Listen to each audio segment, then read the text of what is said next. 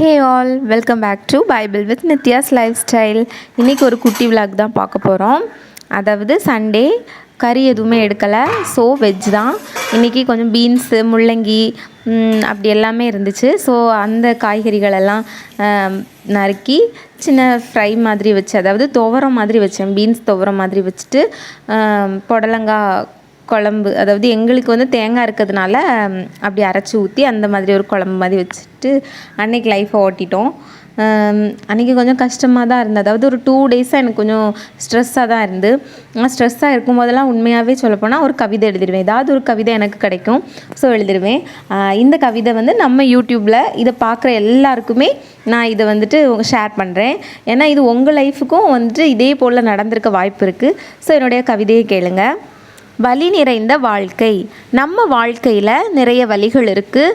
வலிகளுக்கு இடையில் வழிகளும் உண்டு.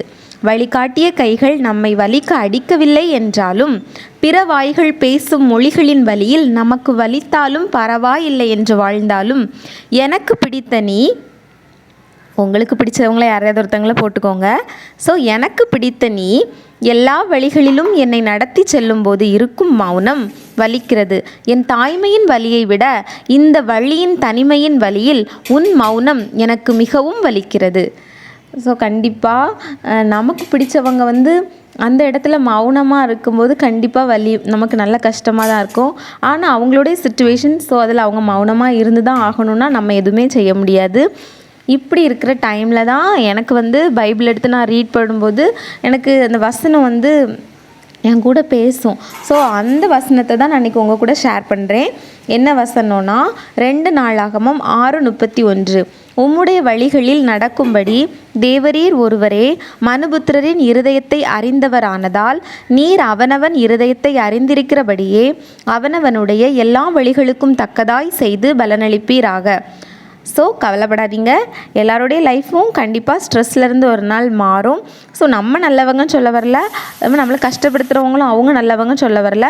யார் நல்லவங்களோ கெட்டவங்களோ கடவுள் பார்த்துப்பாங்க. ஸோ ஒரி பண்ணாதீங்க ஃப்ரெண்ட்ஸ்.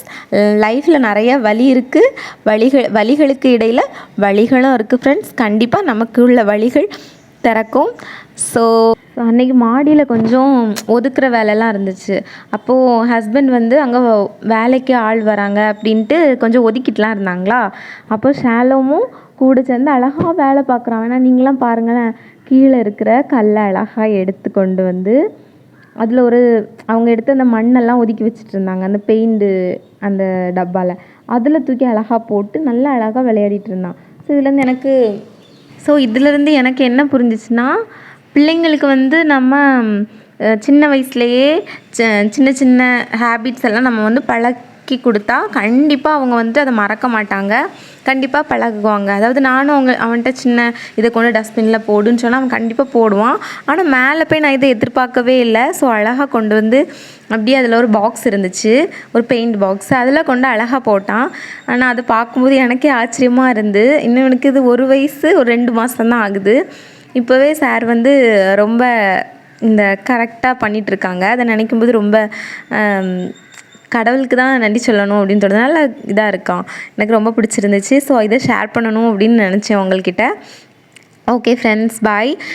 இதே போல் இன்னும் நிறைய கவிதை பார்க்கலாம், நிறைய வசனங்கள் பார்க்கலாம். நெக்ஸ்ட் வீடியோவில் கண்டிப்பாக நான் இதை உங்கள் கூட இன்னும் நிறைய விஷயங்களை உங்களுக்கு கூட ஷேர் பண்ணுவேன். ஸோ கண்டிப்பாக சப்ஸ்கிரைப் பண்ணுங்கள். இந்த கவிதை வந்து உங்ககிட்ட பேசிச்சுன்னா கண்டிப்பாக கமெண்ட் பண்ணுங்கள். பாய்.